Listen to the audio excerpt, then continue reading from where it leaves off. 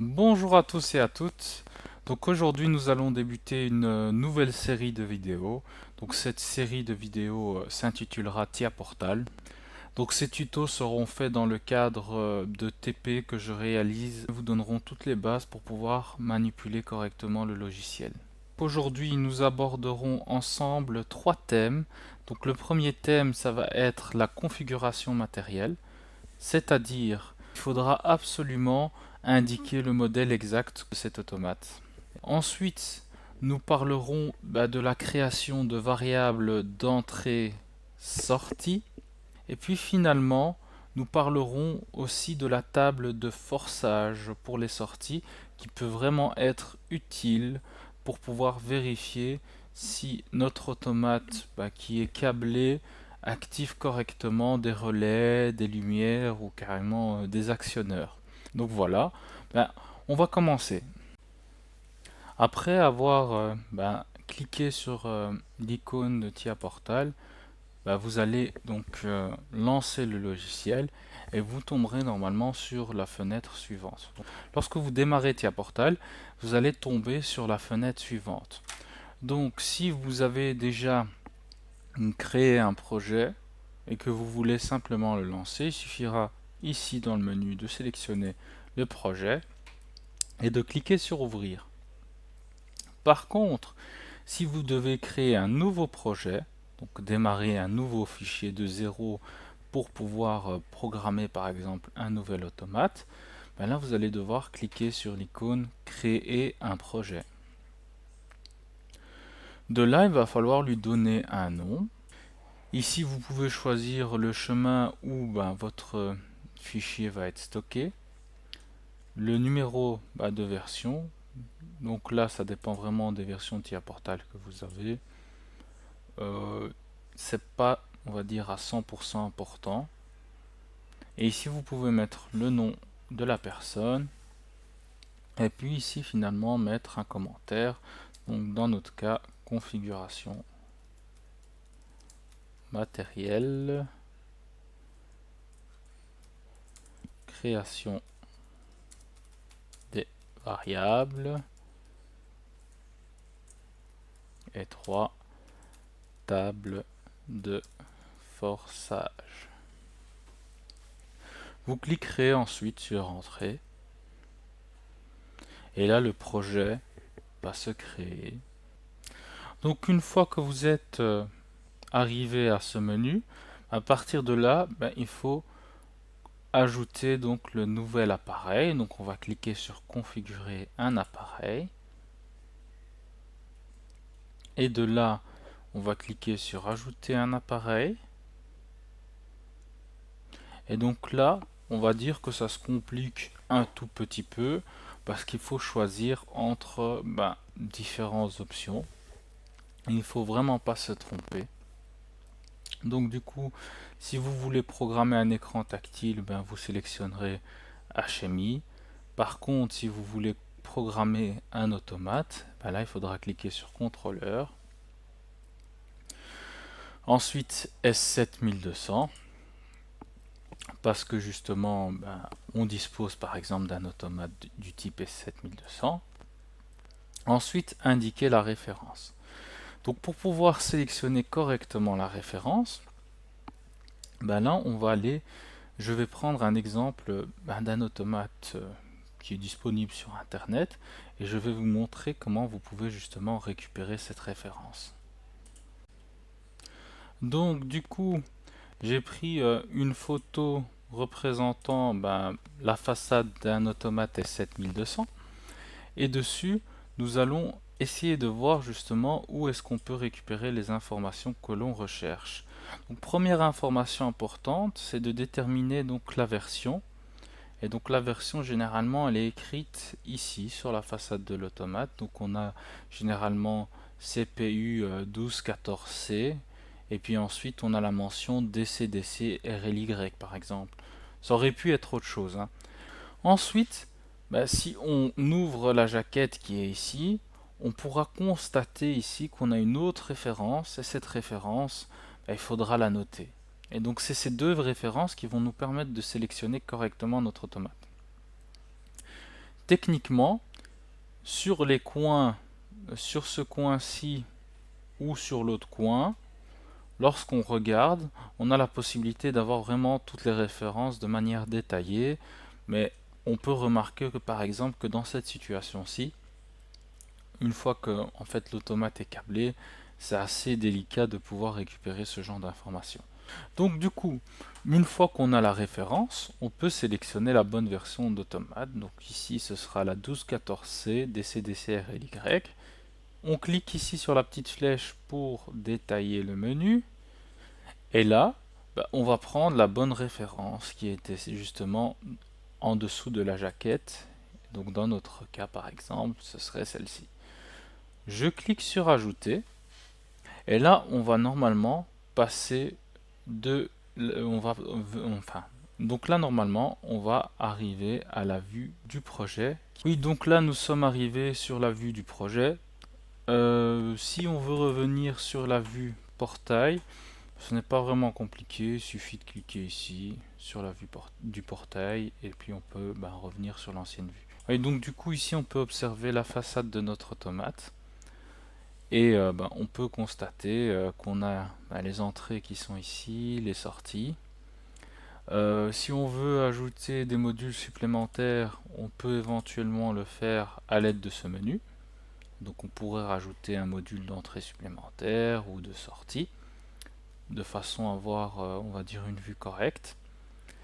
Et actuellement, ce qu'on va faire, c'est qu'on va se concentrer sur les menus qui sont les plus importants pour pouvoir démarrer. Donc, c'est que vous avez ici un navigateur de projet. Et ce navigateur de projet va vous permettre de concevoir un projet d'automatisation de A à Z. Et donc pour ça, sur le navigateur, on va avoir justement un autre équipement qui est l'automate. Et dessus, on va avoir différents sous-menus.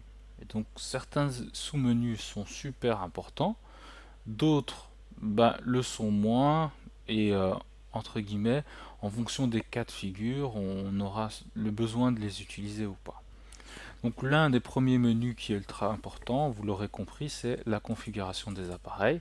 Parce que si la configuration des appareils est mal faite, ça peut générer pas mal de soucis. Donc il faut toujours choisir le bon automate. Je vais aller plus loin. Il faut aussi, pour cet automate, choisir la bonne adresse IP. Donc par défaut, on a cette adresse IP-ci. Mais maintenant, imaginons que notre automate est connecté sur une installation qui dispose déjà de plusieurs automates qui intercommuniquent entre eux. Il est fort probable que cette adresse IP soit déjà utilisée. Et donc du coup, l'idéal, c'est lorsque vous programmez cet automate-là, de mettre une autre valeur pour commencer. Donc voilà. Mais tant qu'on ne lui envoie pas le programme, l'automate ne changera pas d'adresse IP. Donc voilà. Ensuite, le second menu qui est ultra important, c'est ce qu'on appelle le bloc de programme. Le bloc de programme va contenir toute la programmation. Mais avant de programmer, ce qui est super important de faire, c'est vraiment de mettre en place déjà toutes les variables qu'on connaît. Et donc ça va demander d'aller sur site et de prélever les capteurs qui sont câblés sur les entrées et tous les actionneurs ou lumières qui sont câblés sur les sorties. Et ensuite, d'encoder les variables d'entrée et sortie. Donc pour ça, on va utiliser donc le troisième menu qui est super important, qui est le menu variable API. Dans le menu variable API, on a ce qu'on appelle la table de variables standard. Donc la table des variables standard est composée de différents éléments. Donc premier élément, c'est le nom qu'on va pouvoir donner à la variable. Ensuite, c'est le type de variable qu'on va donner et finalement l'adresse. On a aussi d'autres éléments ici qu'on verra en détail plus tard. Donc on va commencer par donner un nom. Donc là, tout dépend de la description fonctionnelle que vous avez réalisée. Donc par exemple, nous, on pourrait donner le nom CA qui représenterait le capteur A. Ensuite ici, on peut modifier le type. Mais donc nous, visiblement, on est branché sur des entrées tout ou rien, donc on gardera le type de données de type pool. Et ensuite pour l'adresse, tout dépend de la manière dont ce capteur A est branché. Donc s'il est branché sur l'entrée numéro 3 sur le bloc automate, il suffit d'écrire donc l'adresse 03 ici, de cliquer sur le petit vert pour valider. Imaginons qu'on a une sortie qui active le contacteur KM1. Donc là on écrit KM1, c'est donc de type bool aussi. Par contre c'est pas une entrée, c'est une sortie. Donc du coup ici on va pas mettre I mais plutôt Q. Et là on peut choisir donc c'est quelle sortie qui est utilisée. Donc si c'est la sortie numéro 2, on mettra la valeur 2 et on cliquera sur la petite flèche. Donc voilà, une fois que c'est fait, vous avez la possibilité de compiler, toujours, donc de compiler le programme, et vous pouvez le faire. Mais bon, dans notre cas, nous n'allons pas encore le faire directement. Nous allons tout d'abord aller dans la vue, dans la vue de configuration matérielle et vérifier si effectivement c'est branché au bon endroit. Donc ici on voit bien qu'on est sur la sortie numéro 3 et ici on voit bien qu'on est branché sur l'entrée, pardon. Ici on voit qu'on est branché sur l'entrée numéro 3 et ici qu'on est bien branché sur la sortie numéro 2. Ce que vous pouvez faire, si vous voulez déjà vous assurer que vous n'avez pas d'erreur dans votre code, vous double-cliquez ici toujours et puis vous faites une compilation. Et lorsque la compilation est réalisée, va vous donner une idée si votre programme est sain ou s'il contient des erreurs, etc. Donc dans notre cas, on a juste des avertissements, mais pas d'erreur. Maintenant, on va passer à l'étape suivante. Donc l'étape suivante, c'est d'activer cette fameuse sortie KM1 par exemple, pour pouvoir vérifier si finalement on commande réellement KM1 à l'aide de notre automate. On va aller dans la table de visualisation et la table de forçage. Et ici, on a ce qu'on appelle la table de forçage permanent. On double-clique dessus. Et là, on a la possibilité d'ajouter la variable KM1.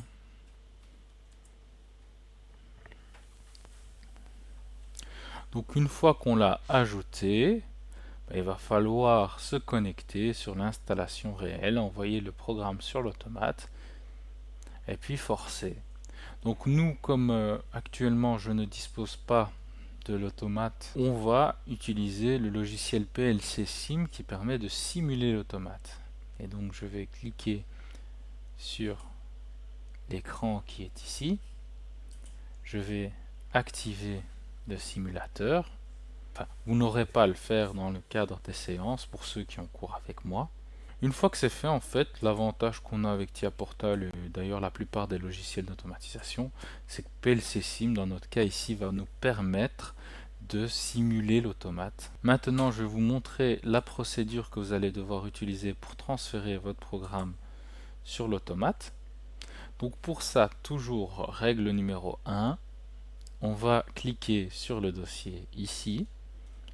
On va compiler pour vérifier qu'on n'a pas d'erreur. Et si on n'a pas d'erreur, on va ici charger dans l'appareil. Donc on va envoyer le programme sur l'automate. Donc là, quand vous allez le faire, vous allez avoir le menu suivant qui s'affiche.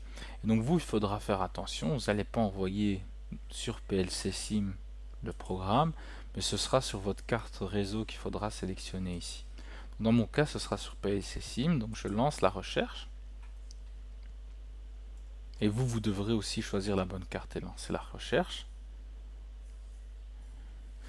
Tal cherche sur le réseau l'automate. Et une fois qu'il l'a trouvé, ce qu'on va faire, c'est qu'on va ici activer ce menu. Et en activant ce menu, vous allez normalement voir des LED qui clignotent. On va activer cette icône et normalement en activant cette icône, vous allez voir des LED qui clignotent. Et si ça clignote sur le bon automate, là, vous pouvez charger sur l'automate.